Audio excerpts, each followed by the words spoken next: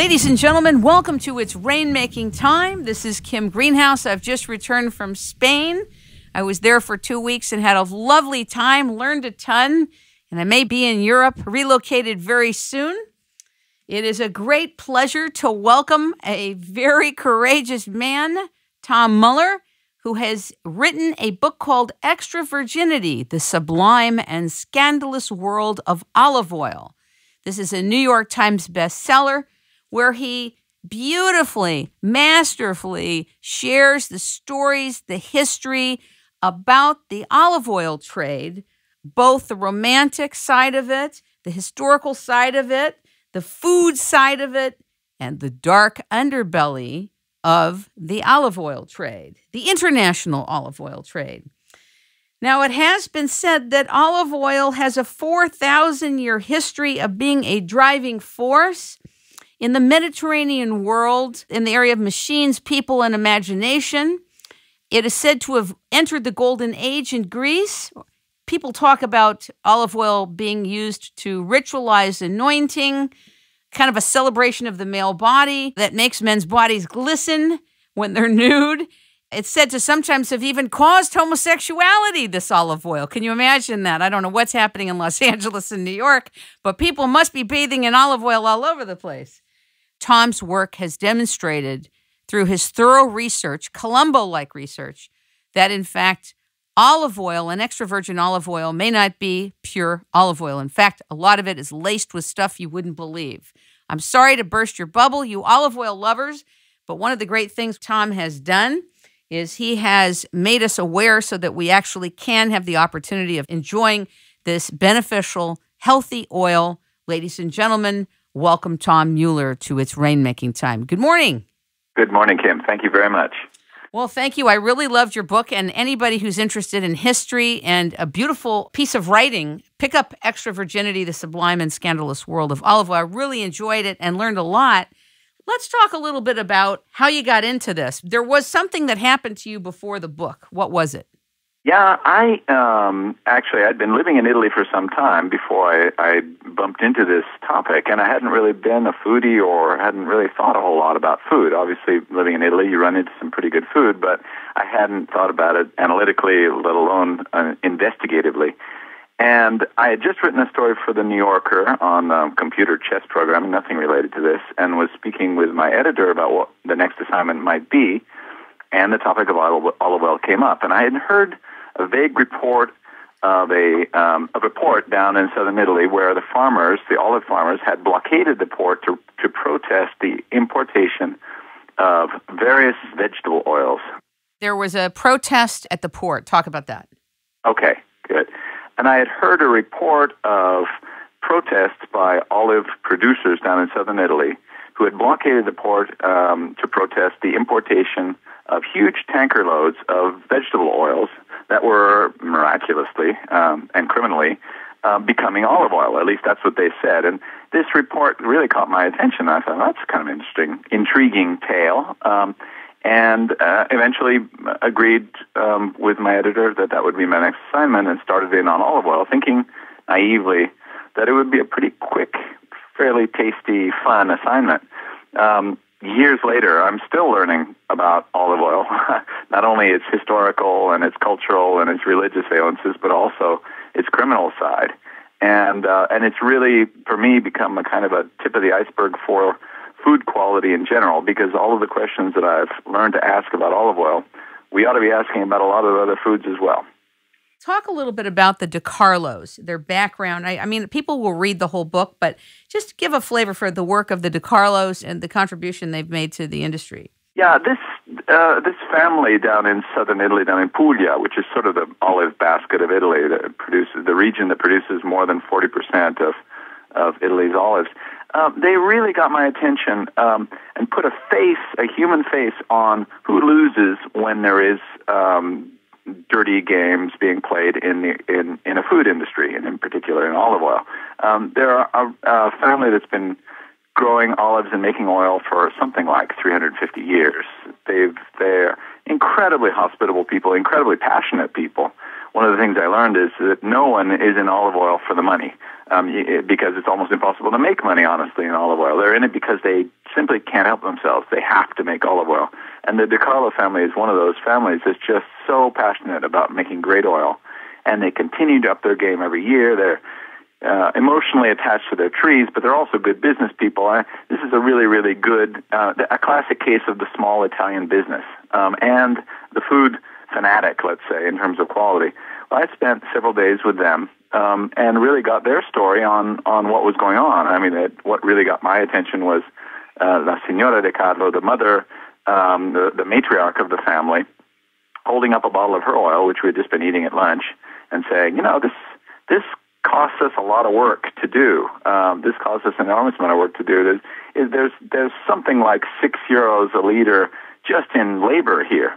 But we make it the right way. Now, you can go just up the street to the supermarket and get an extra virgin olive oil, in quotes, for $2.99. What do you think they put in those bottles? And that's a statement that really hit home to me, because it's not only cheating the De Carlos and undercutting them, but it's also cheating every consumer who walks in there and trustingly buys that cheap oil. I think most of us have a very innocent relationship to the use of oils, particularly olive oil, that we assume that if it's from the country of Italy or Greece, that it's a priori pure, just pure grade, an assumed higher standard of oil, when in fact it's not. Is that correct? Unfortunately, yeah. They're magnificent oils. Some of the best oils in the world, I would say the best oils in the world, are made in Italy, but most of them don't make it across the water. And there are all these games which are legal, but immoral, in my view. Putting product of Italy in big letters and the Italian flag on a product that actually simply means it was packed in Italy. But it doesn't mean that the oil was from Italian olives. Far from it. Even made in Italy, it should be 100% Italian. But in fact, in many cases, it's something else. There are various games that importers play to make sure that they get, they sell the cheapest stuff they can at the highest margin possible. So it's really shameful, and the Italian government itself is the image of Italy is being undercut because these oils are really not good. Once you have a good oil, you say, wait a second, what was that other stuff I was eating all these years? You immediately, the light bulb goes on. You realize you've been had. Well, I don't know about Europe because you're in Europe. I can tell you in the United States, people are way more savvy now about oils, dangerous oils, and the distinction between different oils like coconut oil and soy oil and grapeseed oil and all that, and all these different oils about what happens in the body when you have them. So a lot of people have learned over time that olive oil is really good for you. It's healthy for you. Just don't burn it up. Use it in salads, use it on other things, but don't burn it up in your pan. But now what you're describing really is that most of the olive oil is laced with stuff. And some of the stuff you put in the book is horrifying. Tell us what some of it is laced with. Well, there are just straightforward scams where people will take soybean oil or sunflower seed oil and blend it with beta-carotene to give it flavor and chlorophyll to give it color and sell it as extra virgin olive oil. A lot of that stuff happens in the States as well as in Italy because it's easier to do it in the States. In Italy, there are lots of checks and controls against that sort of thing.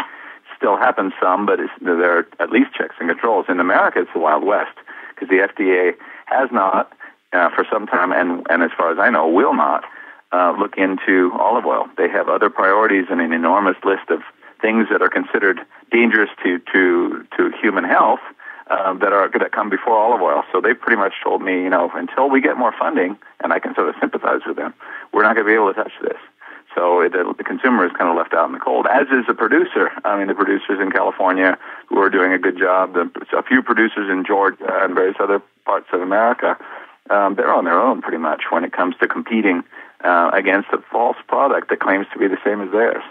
Well, is there really no way anymore for us to know, almost like the distinction, like wines have labels, they tell you how old the grape is, where it was from, there's all these labels.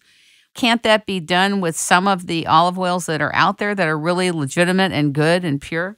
Certainly. I think the best, really, there can be a certain amount of government oversight, there can be a certain number of laws passed and so on, but the key thing is, and you pointed to wine, I think that's a great example, as soon as the consumer starts to get a little educated about what good olive oil really is and how you tell it from the bad stuff, the whole problem goes away. Because, if the market demands fresh, bitter, pungent olive oil that tastes of olive fruit, then all of the other stuff is very rapidly going to disappear. It's just going to lose out. But the problem is right now, people don't know the basic questions to ask about what is good olive oil and where do I get it. So I think that's step one, is to educate the consumer to know the difference and to know why they should care.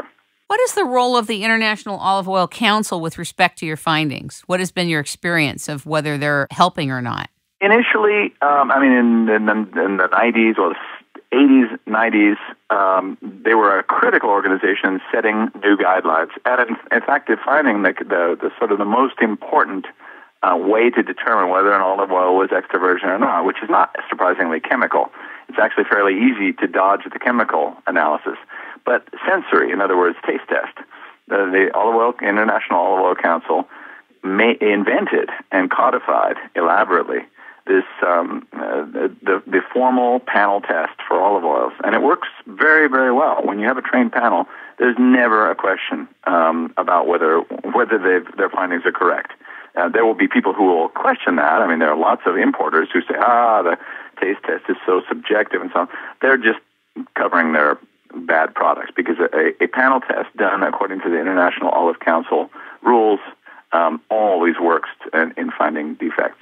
Problem is that since the mid-90s, that organization has gradually drifted towards the industry, and now, in my view, largely represents the lowest common denominator. They want to include everyone. They don't want tests or chemical tests that are particularly rigorous, and in large part, they're under the sway of industry. So, unfortunately, in my view, they don't serve the very strong purpose that they once did. Can you talk a little bit about Mike Bradley and his experience in Oakland, California, and talk about who he is? I think there was something sad about that, and I think it's relevant to mention. Right. Well, the Bradleys started off in this industry, dealing with what olive oil was available in America.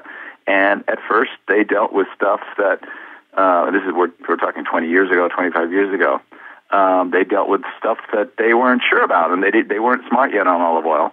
And he described to me, and I described in the book, one time where he was an unwitting go-between between an adulterator and his client.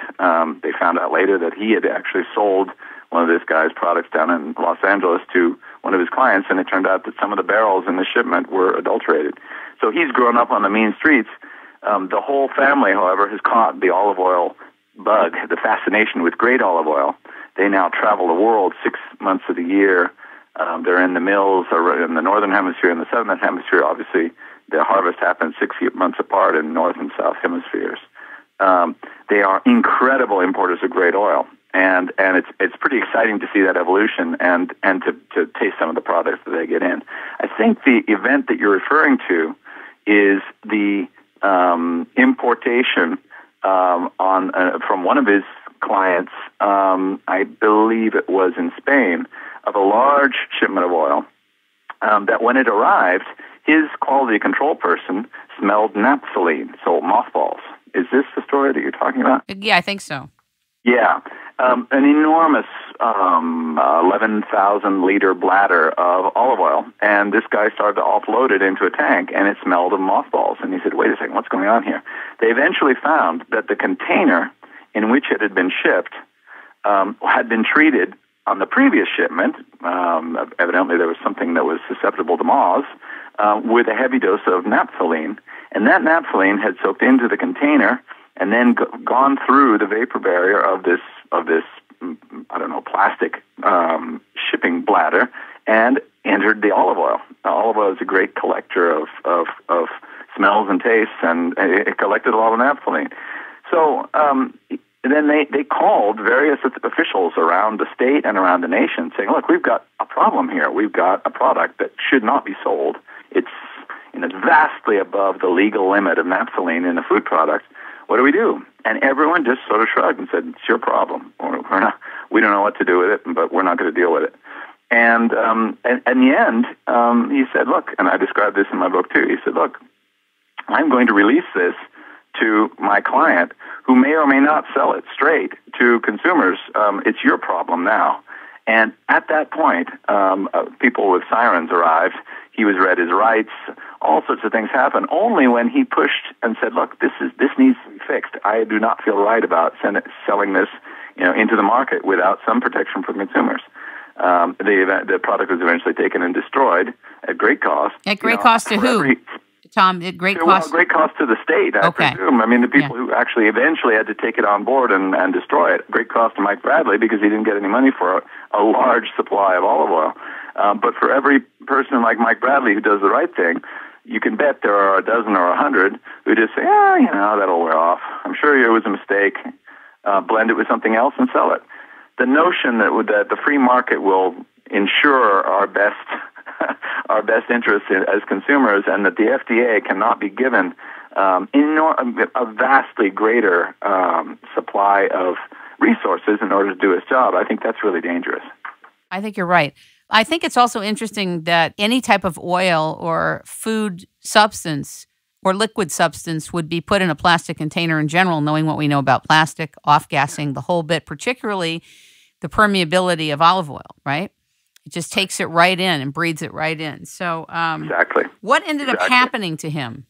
Well, he ended up losing an entire shipment of oil, which was destroyed. He ended up opening a lawsuit against the shipping company that had, without his knowledge, basically tainted this container and used a tainted container to ship his food.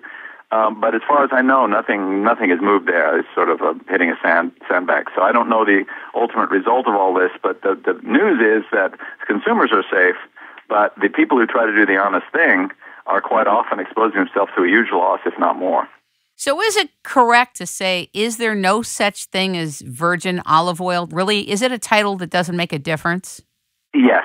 In a nutshell, the term has a very clear legal definition. Extra virgin is a very clear legal definition. Virgin has a very clear legal definition. The problem is that those laws are not enforced by and large, and there are no organizations or no government offices that are going into stores, taking bottles off the shelf, testing them, and saying, "Hey, wait a second, it says extra virgin on the label, but it ain't, or it ain't even from olives."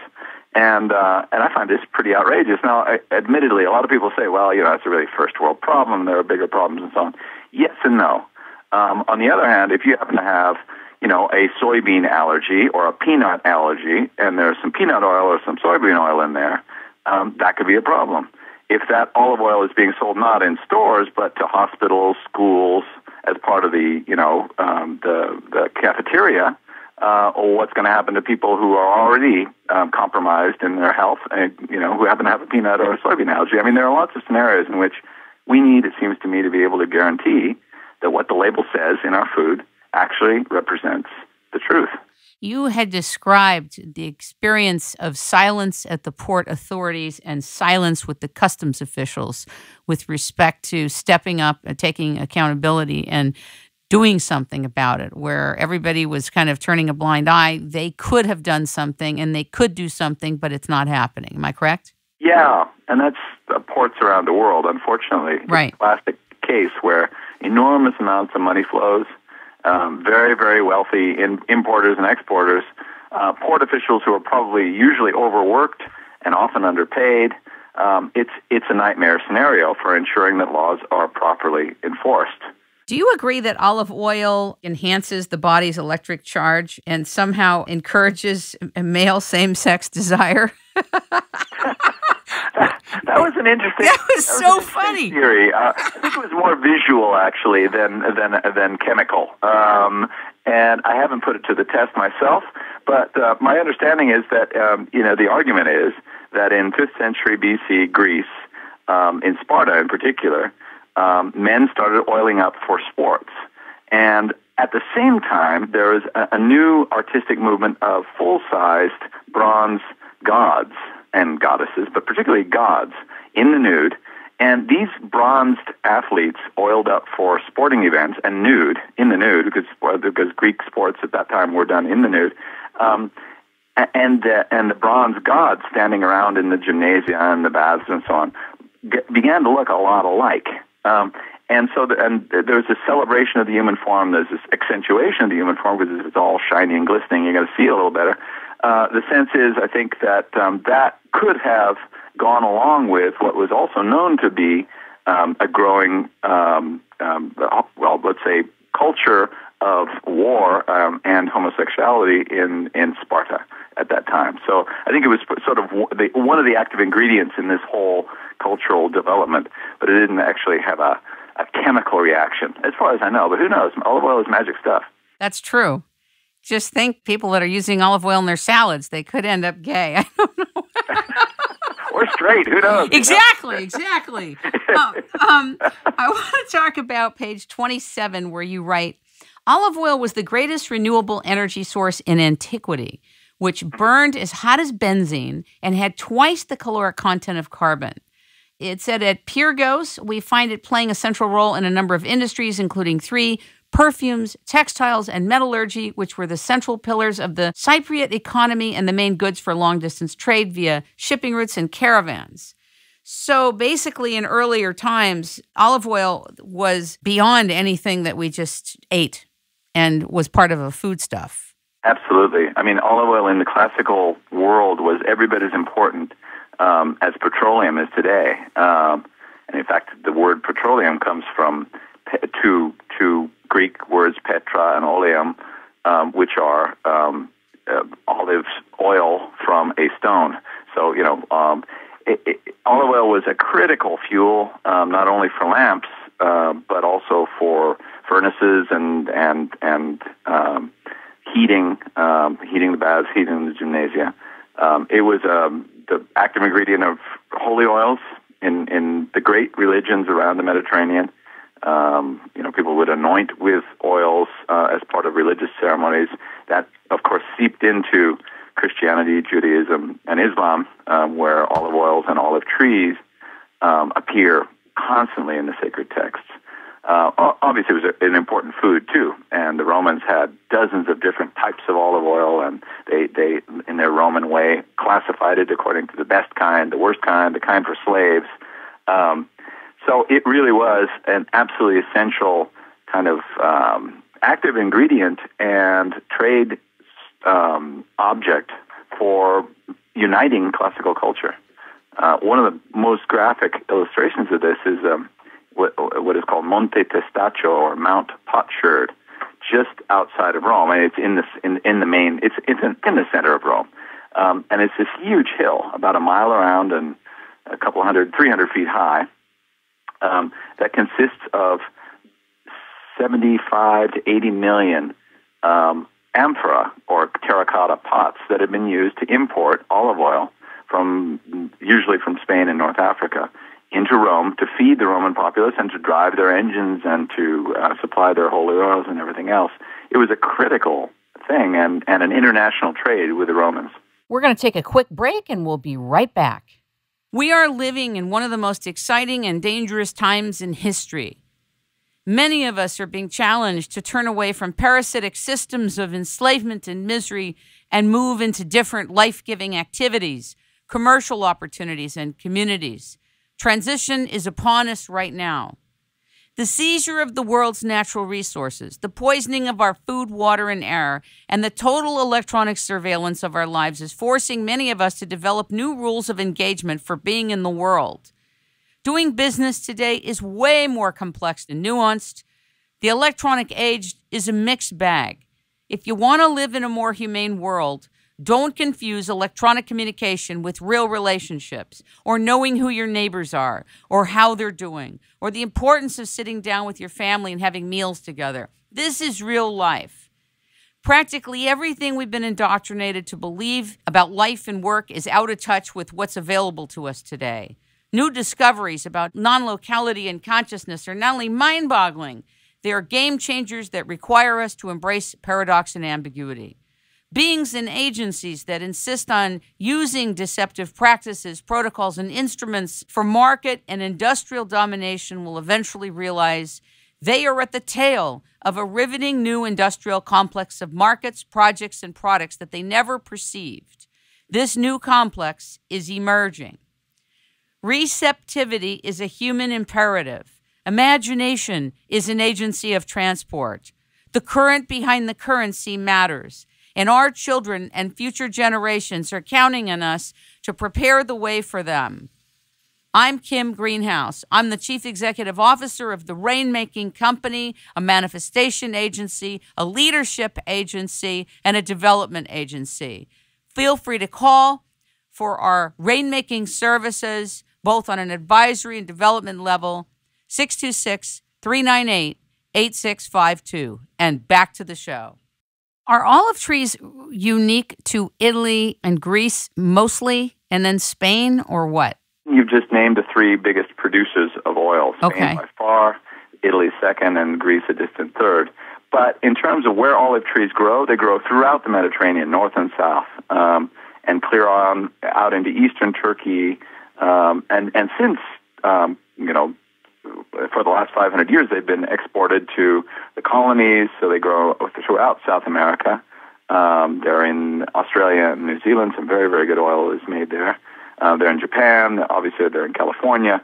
Anywhere where there were missions or monastic orders, one of the things they typically do is plant an olive grove, not only for food, but also, again, for light and for holy oil. So olive trees have taken root all around the world, but their real core is in the eastern Mediterranean.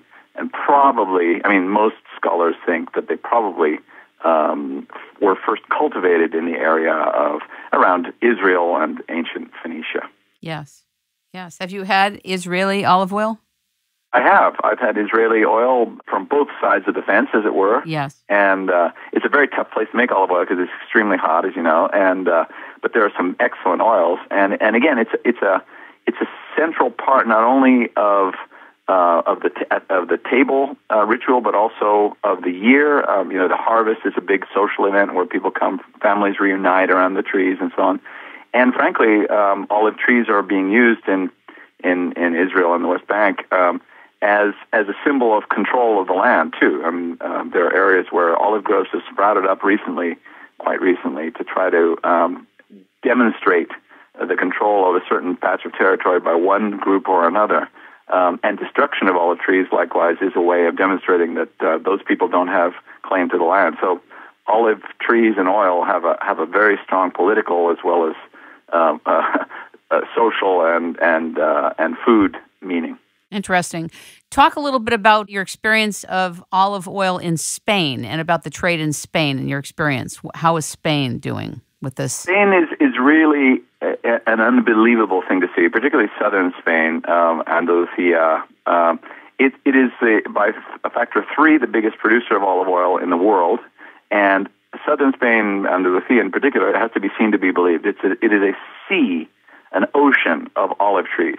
In some places, literally everywhere you can see is covered with olive groves, and millions and millions and millions of trees. It's quite striking. Most of the oil, on average, the oil produced in Spain is very low quality, partly because you simply cannot pick all that stuff off the trees and get it to the mill in time. That many trees, a lot of the harvesting is done off the ground with kind of street sweeper type devices, and that's not going to make good oil. But some of the best and most innovative and most quality, passionate producers I've ever met are Spanish too.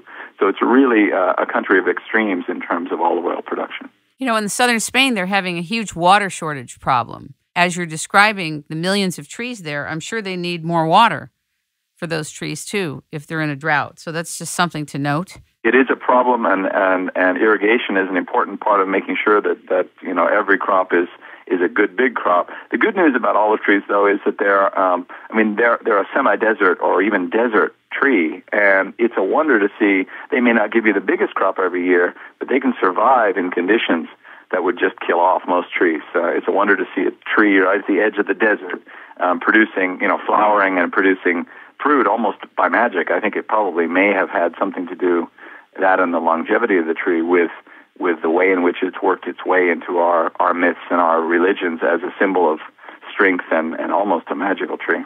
What does cold pressed mean? I never got it. Were all these definitions of food? Yep. What is it? Yep. What is it? Once upon a time, it meant something. It doesn't really mean anything anymore. It's a bit like first pressed. It's a marketing term. Once upon a time, you would take your olives, you'd crush them in a mill, so a grindstone. You'd then take them and put them on mats and squish them with a hydraulic press. And the first stuff that came out would be first pressed. And that was the easiest stuff to come out. It was also the best oil. Then you dump some very hot water on that, and the heat would allow an extraction of second-pressed oil. Now, that oil was typically, it had been compromised by the heat of the hot water, so it didn't taste nearly as good. It was sort of the dregs oil, but it was still olive oil. So it was first-pressed and second-pressed. Nowadays, no extra virgin is second-pressed. So first-pressed is meaningless because there is no second-pressed extra virgin olive oil. It's not by law. You can't do that. And cold, you can't really get oil out of cold olives anyway. It has to be 26, 27 degrees centigrade. So, we're getting up around 90 degrees Fahrenheit. It has to be warm to get the olive oil out of the olives. So that's also a misnomer, really. First cold pressed is sort of a couple lies in one, and it's yet the marketing term that most consumers ask about first. Talk a little bit about the olive pomace oil. I was horrified reading this, and I do want you to break this to the public about olive pomace oil and what it is. Explain what it is and what happened with it. Yeah, olive pomace oil is something that everyone should know about because they've probably eaten a lot of it without knowing it, and it's really something that should not be eaten. As one of the top, Lanfranco Conte, one of the top world authorities on oil chemistry, told me, the industries are going to beat me up for saying this, but this stuff should not be ingested by human beings. Anyway, when you make olive oil, you take olives, you crush them, you spin out the oil, typically in a centrifuge, and what's left is a sludge that you take, and it's called pomace.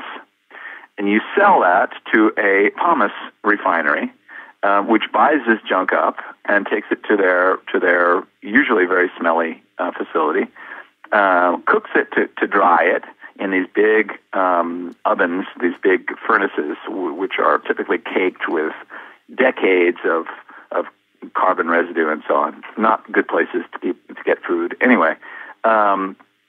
And then you dump an industrial solvent on them, like hexane, and you get some oil out. You get the other 7% that you didn't get out when you made olive oil. Problem is, you've just made it from the dregs of the dregs, and you've treated it in ways that are very, very unhealthy.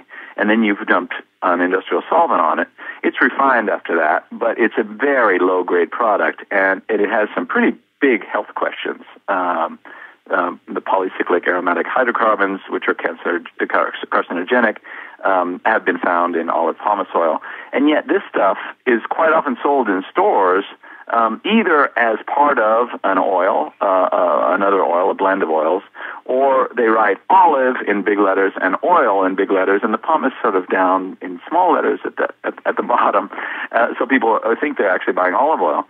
And in the food, and it's widely used as an adulterant for real olive oil, and it's also widely used in places like pizzeria and other places where this cheap oil can be used in cooking without people noticing the difference. Now, if you used really good oil, you'd immediately taste the difference. But it's a way to cut corners. But it's a very unhealthy thing, and it's being passed off to many people as olive oil. Let's talk a little bit about ribati. This is a sad kind of story, but it has some important pieces in it for the public. Mm-hmm. Talk a little bit about ribati. Domenico Ribati was one of the number one importers of olive oil into Italy in the 1980s and early 90s. He was also the supplier to some of the big companies, Bertolli, Carapelli, and other big names were buying from him. And he claims, and I've met him and I interviewed him, and he claims that he was set up by people, that he never did anything wrong. The authorities have a slightly different view of his activities and say that he imported massive quantities of hazelnut oil from Turkey, and then in his labs and in his facility blended that with olive oil and sold it as extra virgin olive oil. And my money's on the authorities, frankly, because the evidence is pretty good. I have all the trials. I read them pretty carefully. But in any case, he's someone who doesn't, I don't think, fully understand that there is an outright war is a strong word these days, but there is a very strong struggle between industrial producers who don't own olive trees and have never seen an olive tree. They buy other people's oil and sell other people's oil and blend it and call it extra virgin olive oil. It may even be.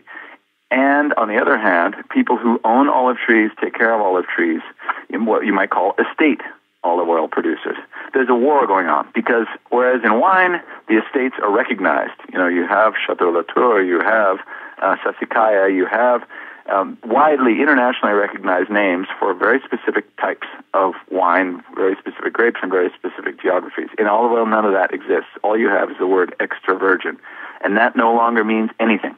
It's so overstretched and debased as a word that it no longer means anything. So basically you have a fight for people's attention and for people's money between organizations that are trying for the cheapest possible thing and organizations or small families typically, but also big companies that are trying to make the very best oil possible.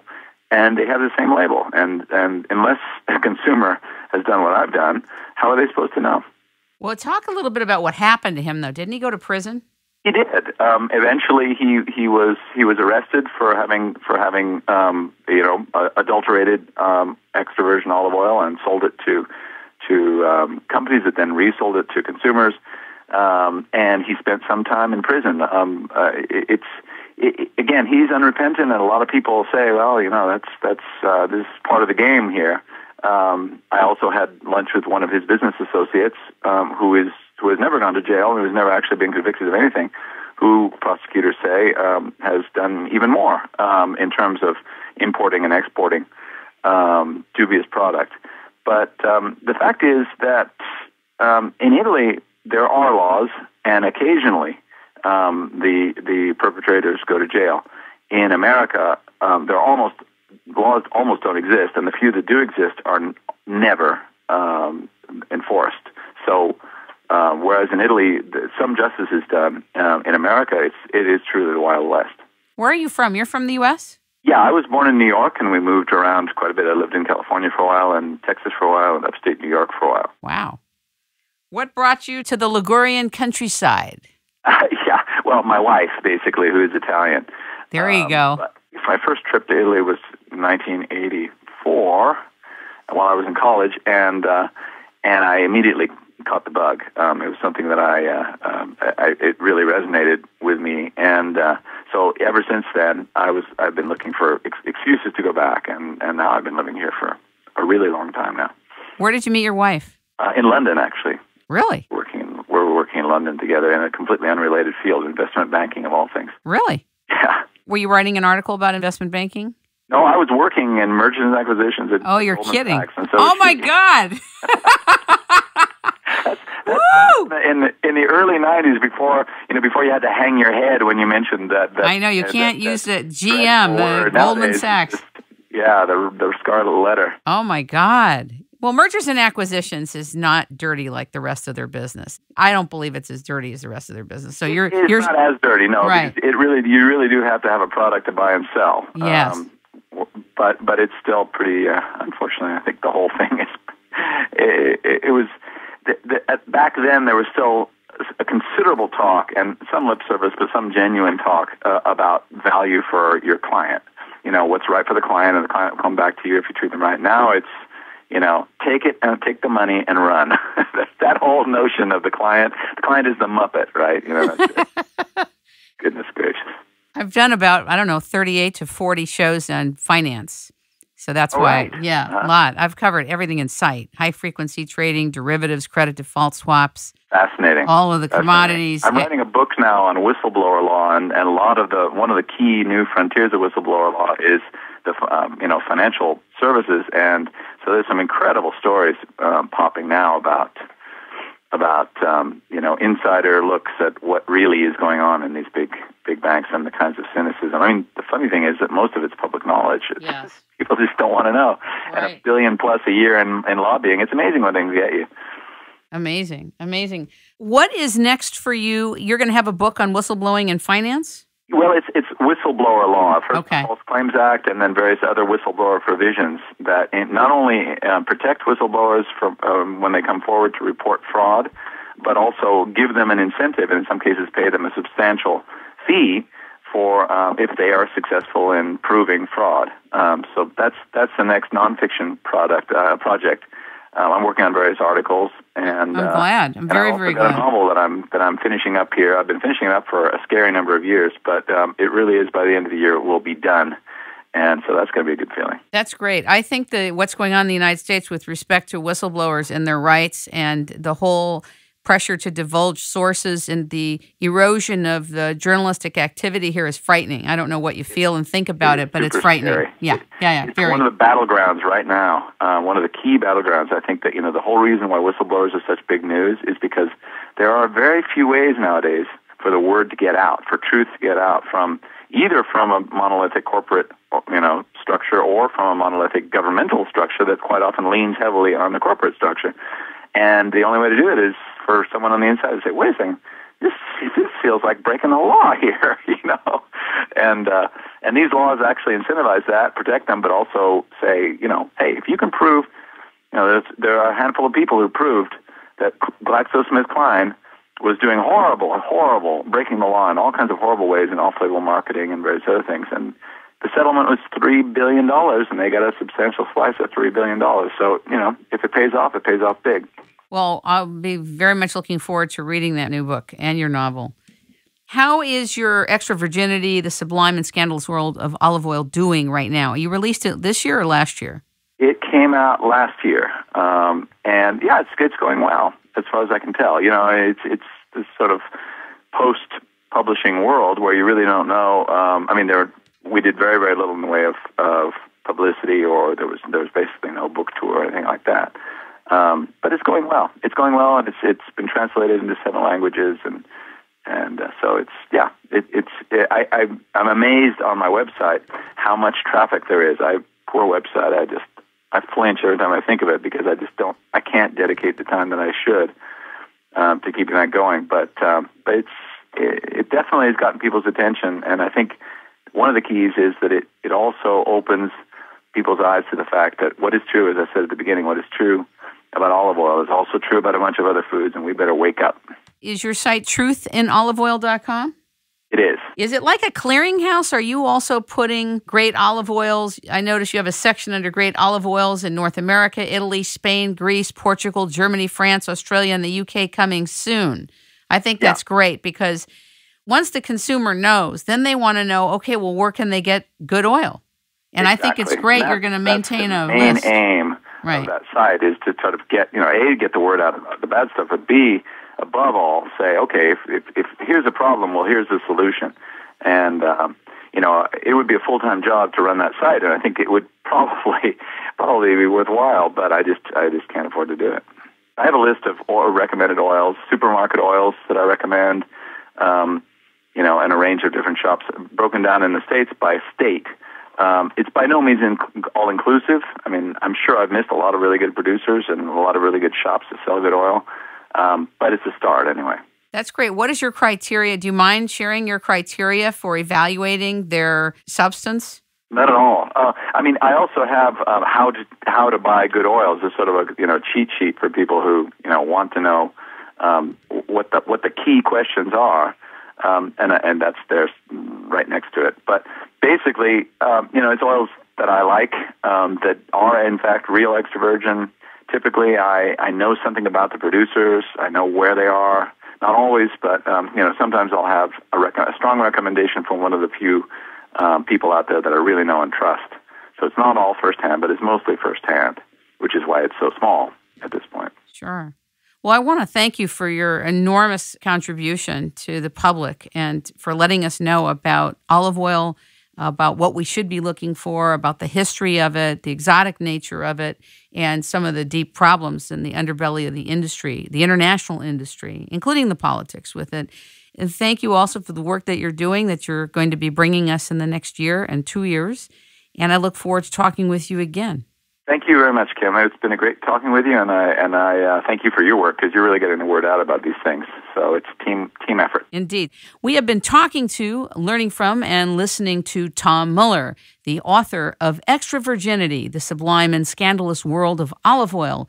Tune in and find out more about him. Pick up his book and go to truthinoliveoil.com. It's rainmaking time. Thanks, Tom. Thanks, Kim.